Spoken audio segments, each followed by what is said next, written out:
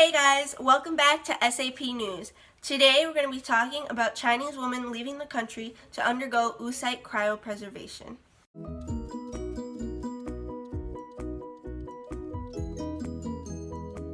If you don't remember what oocyte cryopreservation means from my current event last year, no worries, I got your back.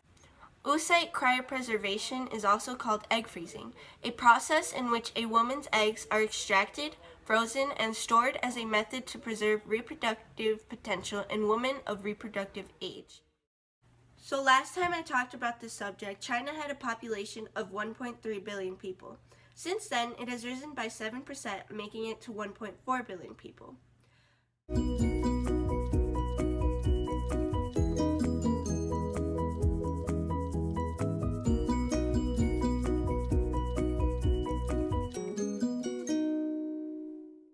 In order to control the population and aid the environment, the government put a one-child policy into place in 1979.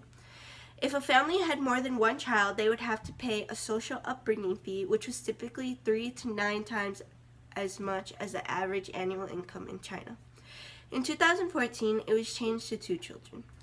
Although some people claim that the government is intrusively controlling one of the most basic human rights, which is having children, the Chinese government claims that the one-child policy averted some 400 million births, which they say aided global environmental efforts. Along with these environmental advantages, the economy in China is actually doing really well.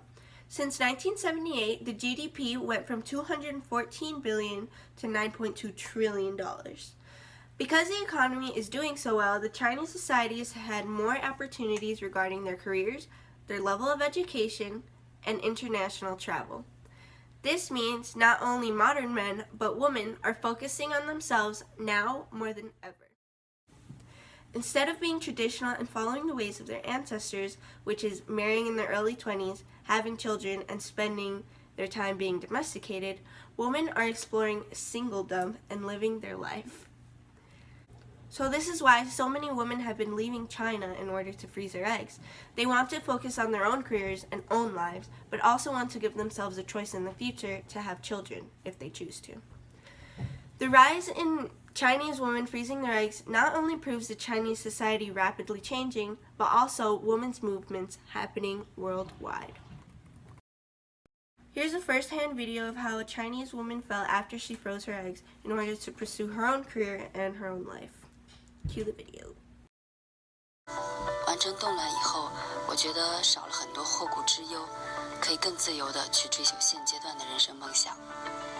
我相信，等到我做好准备，可以有充足的精力，全身心地陪伴我未来的孩子的时候，我也一定可以胜任妈妈的角色。Every year, the number rises for people to go to California, Japan, and other countries to freeze their eggs and give themselves the option. If you've been paying attention to the news lately, going on social media, or even clicking on the Snapchat stories, then you know that this is the era of women standing up and fighting for their rights. Women are marching in Chicago, Washington, D.C., Toronto, Montreal, London, Berlin, Athens, and many more countries. Although there hasn't been a major march in China or a major outbreak in women fighting for their rights, it's going to happen soon. Chinese feminists in Beijing are planning to march in March. Women around the world are discovering their natural human rights and breaking out of traditional ways, whether that means freezing their eggs to focus on themselves, wanting equal pay, or speaking up when being mistreated. Although their marches might be for different political reasons, in the end, women are standing up and fighting for what they believe in. Well, that's it, folks. Hope you enjoyed the update on Chinese women leaving the country to freeze their eggs. Thanks for tuning in.